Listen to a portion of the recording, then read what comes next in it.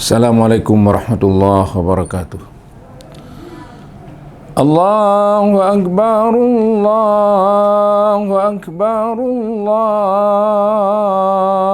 Akbar. La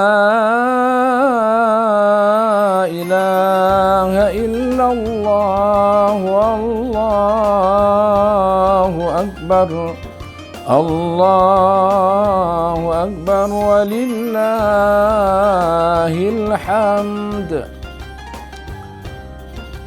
Dalam kesempatan yang baik ini, izinkanlah saya mengajak diri saya dan kita semua sehubungan dengan akan segera hadirnya Hari Raya Idul Fitri.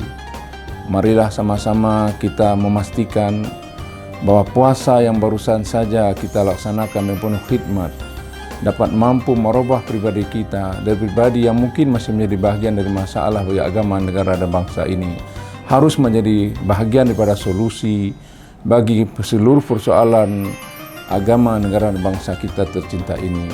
Mari kita pastikan bahwa puasa yang sebentar lagi akan meninggalkan kita, dan kita akan langsung menyongsong 1 Syawal sebagai hari kemenangan kita. Kita harus bisa memastikan bahwa kita harus benar-benar menjadi bagian dari manfaat bagi orang lain. Karena kata Rasulullah SAW dalam sebuah hadis sahih, khairun nas anfa'uhum linnas. The best man among you, those who can contribute more benefit to others.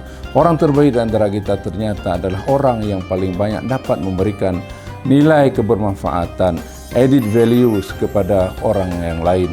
Kita harus senantiasa menjadikan diri kita hadirin sekalian menjadi bahagian daripada rahmatan lil alamin. Saya Profesor Dr. Andes Tunku Haji Gunawan MABCD, Wakil Rektor 1 UIN Aranuri Banda Aceh, mengucapkan selamat Hari Raya Idul Fitri 1443 Hijriah. Minal aidin wal faizin, mohon maaf lahir batin. Wallahul muwaffiq ila aqwamit thariq. Wassalamualaikum warahmatullahi wabarakatuh.